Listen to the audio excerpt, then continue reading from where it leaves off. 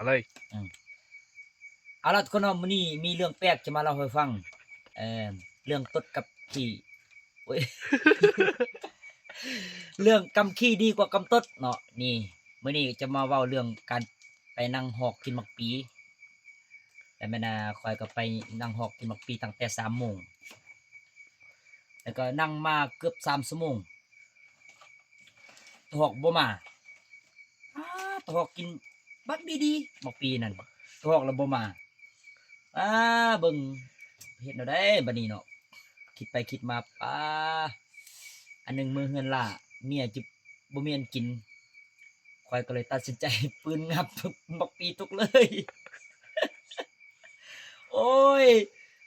ตัวหอกบ่มาจักเทื่อยิงบักปีเลย พอดีก็แม่นข้อยก็ไปเก็บบักปีมาเสือทงจอบมาเสือทงแล้วตัวหอกมาบัดนี้น่ะว้า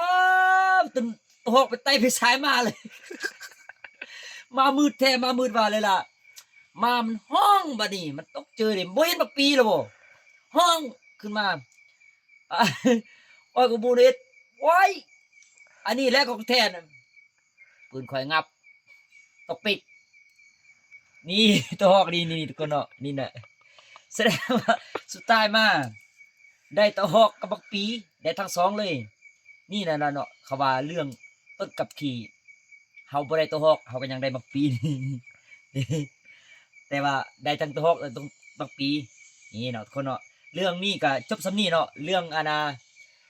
ต้นกับขี่ของมีในโลกโอ้บ่แม่น เรื่องกับขี้นี่ก็กับต้น โอเคเนาะเยี่ยมจบสำนี้เด้อ